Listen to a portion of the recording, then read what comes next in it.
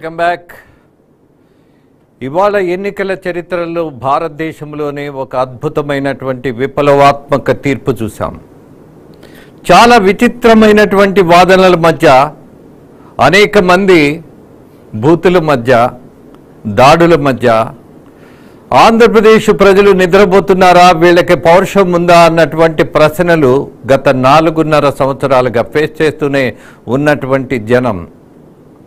ఎప్పుడైనా సబ్జెక్ట్ ఉన్నవాడు చాలా సైలెంట్ ఉంటాడు, ఏది తెలియనోడు వైలెంట్గా ఉంటాడు.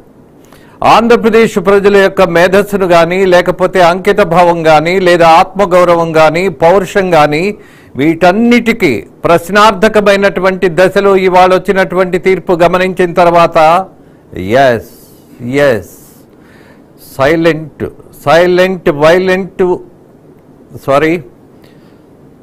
వైలెంట్ని చాలా సైలెంట్గా ఫేస్ చేసినటువంటి పరిస్థితి చూసాం. అభ్యర్థులు దిమ్మ తిరిగిపోయింది. కారణం ఇవాళ ఇచ్చినటువంటి తీర్పు. ఎవరిచ్చారు, మరి మన బిడ్డను ఎందుకు దూరం చేసుకున్నారు అన్నటువంటి ప్రశ్న కూడా నాకు ఎందుకో గుర్తుకొస్తుంది. ఎందుకో దాన్ని ఇవాళ మెన్షన్ చేయాలనిపిస్తుంది.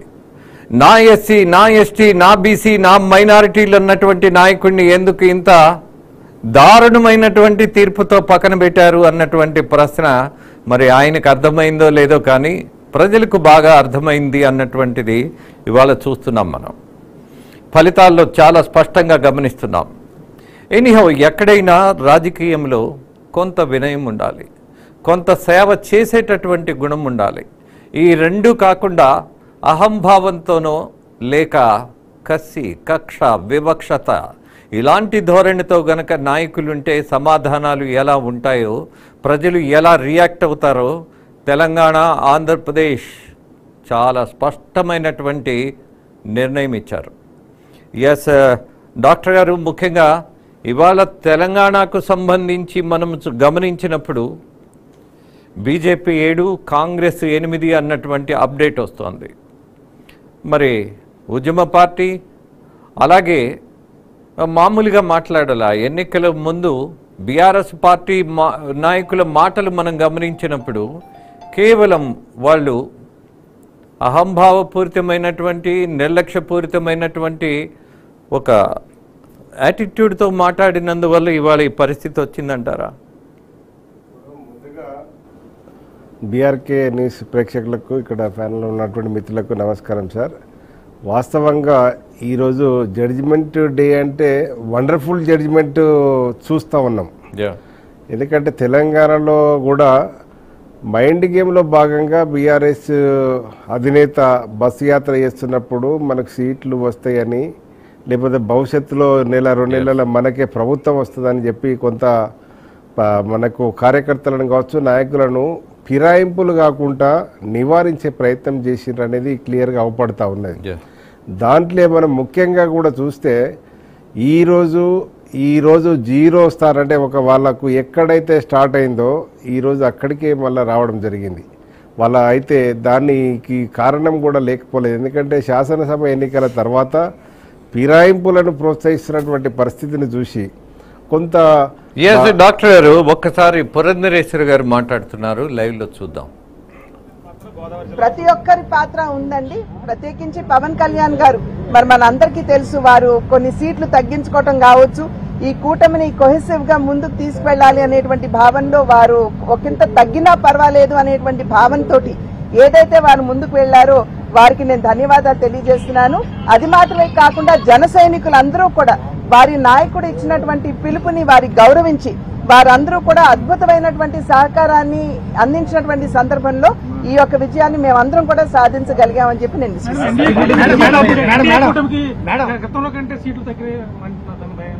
సీట్లు తగ్గొచ్చు కానీ మా యొక్క భావన కావచ్చు, మా యొక్క లక్ష్యం కావచ్చు, ఎటు కూడా మార్పు లేదండి.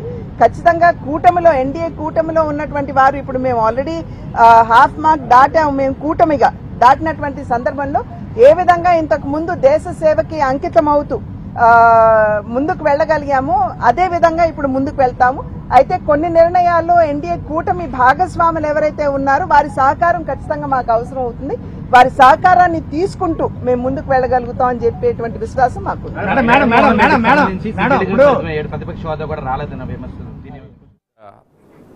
ఆంధ్రప్రదేశ్ బీజేపీ అధ్యక్షురాలు మాట్లాడిన మాటలు విన్నాం. మరొక విషయాన్ని కూడా మనం ఇక్కడ ఆంధ్రప్రదేశ్ ప్రజలే కాదు తెలుగు వాళ్ళందరూ గమనించాల్సిన మొట్టమొదటి విషయం, పవన్ కళ్యాణ్ ఇవాళ కూటమి ఏర్పడడానికి కానీ, ఇవాళ విజయానికి కానీ, పరోక్షంగా కానీ ప్రత్యక్షంగా కానీ ఆయనకున్నటువంటి పట్టుదల మూలానే ఇవాళ అద్భుతమైనటువంటి విజయాన్ని సాధించారు అన్నటువంటి దాంట్లో ఎలాంటి సందేహం ఉండాల్సిన పని లేదు. రీజన్ ఇస్ దట్ 10 సంవత్సరాలుగా తన పార్టీని నడుపుకుంటూ వచ్చినటువంటి నాయకుడిగా తన ఆపర్చునిటీస్ కోసం ఎప్పుడు ప్రయత్నించినటువంటి ఒక గొప్పతనం ఆయనలో చూసిన తర్వాత ఇవాళ తెలుగు ప్రజలందరూ మొట్టమొదటిగా చేతులెత్తి నమస్కరించాల్సిన పరిస్థితికి పవన్ కళ్యాణ్ ఎదిగిపోయారు. ఈ రాష్ట్రాన్ని ఎవరు కాపాడుతారు అన్నటువంటి చర్చలు జరుగుతున్నటువంటి సందర్భంలో అత్యంత బలమైనటువంటి పార్టీ, విపక్ష పార్టీగా ఉన్నటువంటి తెలుగుదేశం పార్టీ ఒకటే నిలబడి ఇవాళ ఓట్లు చీలిపోతే గెలుస్తుందా అన్నటువంటి ప్రశ్న వేసుకుంటే చాలా స్పష్టంగా మనకు అర్థమైంది ఒకే ఒకటి, అది సాధ్యపడదేమో అనుకున్నాం. కానీ ఇవాళ అది సాధ్యపడుతుందా లేదా అన్న దానికంటే కూడా ఆయన జైల్లో ఉన్నప్పుడు ఆయనకి ధైర్యాన్ని నింపి ఆ కుటుంబాన్ని పలకరించి అంతో ఇంతో ప్రజల్లో ఒక గౌరవాన్ని పెంచుకున్నటువంటి నాయకుడిగా పవన్ కళ్యాణ్ గురించి నేను మాట్లాడలేనటువంటి పరిస్థితే. ఎంత చెప్పినా తక్కువే అన్నటువంటి దశలో my mind set is like that. Reason ఏంటంటే ఆంధ్రప్రదేశ్ని ఎవరు కాపాడుతారు అన్నారు. ఎస్, లాస్ట్ టైం లాగా మళ్ళీ పవన్ కళ్యాణ్ ఆయన సొంత పార్టీకి ఎవరితో సంబంధం లేకుండా కూటమిలో చేరకుండా ఆయన మరొక ప్రయత్నం చేస్తుంటే, మరో ప్రజారాజ్యం ఏదైతే ప్రయత్నం చేసి ఆ రోజు ఉన్నటువంటి ఓటమికి చవి చూసిన పరిస్థితి తెలుగుదేశానికి తీసుకొచ్చిందో, అఫ్ కోర్స్ అది ఎన్నికలలో పోటీ చేయడం అనేది ఆ పార్టీ యొక్క హక్కు. అట్ ద సేమ్ టైం ఇవాళ పవన్ కళ్యాణ్ తన హక్కును పక్కన పెట్టారు, బాధ్యతను తీసుకున్నారు, ఓటు చీలకూడదన్నటువంటి నిర్ణయాన్ని ప్రకటించారు. అలాగే ఈ మొత్తం రాష్ట్రంలో ఆంధ్రప్రదేశ్లో వైసీపీ హఠావో అన్నటువంటి ఒక నినాదాన్ని ముందుకు తీసుకొచ్చారు, ఒక ధైర్యాన్ని పెంచారు. అలాగే అత్యంత అనుభవజ్ఞుడైనటువంటి చంద్రబాబు గారితోటి చేయి కలపటం, మనం కలిసి ముందుకెళ్లటమే కాదు, కేంద్ర ప్రభుత్వాన్ని ఎవరైతే బీజేపీ పార్టీ నాయకులు ఉన్నారో వాళ్ళందరినీ కలుపుకొని కూటమిగా ఏర్పడి 100% మనము స్వీప్ చేయాలి అన్నటువంటి నిర్ణయం తీసుకోవడంలో ఇవాళ ఆంధ్రప్రదేశ్ యొక్క ప్రజల నమ్మకం పెరగటం కాదు, గౌరవం పెరిగింది. తెలుగుడంటే వీడికి పౌరుషమే లేదు అన్నటువంటి విమర్శను ఫేస్ చేసినటువంటి సుదీర్ఘకాలం. ఎందుకని ఉద్యమాలు చేయరు, యువకులు బయటికి రారు, ఇదేంటి ఇలాంటి రాష్ట్రమా ఇది? ఆంధ్రప్రదేశ్ అంటే అద్భుతమైనటువంటి విద్యావంతులు అలాగే అనేక మంది ఉద్యమకారులు ఉన్నారన్న ఆలోచన ఉండేది. కానీ ఈ 5 ఏళ్లలో ఆ ఆలోచన వెనకబడింది, ప్రజల మీద పూర్తిగా ఒక బురద చల్లబడింది. కానీ ఒకే ఒక విషయం చెప్పాలనుకుంటున్నా, ఒక జర్నలిస్టుగా నాకున్నటువంటి అబ్జర్వేషన్లో, ఎవరు ఎలా ఉన్నా ఆంధ్రప్రదేశ్లో మేము చాలురా అని బయటకు వచ్చినటువంటి మహిళలు నేర్పినటువంటి పాఠం, తీసుకొచ్చినటువంటి విజయం, వీటన్నిటికీ తోడు మళ్ళీ చెప్తున్నా పవన్ కళ్యాణ్ ఇవాళ hero of the election, hero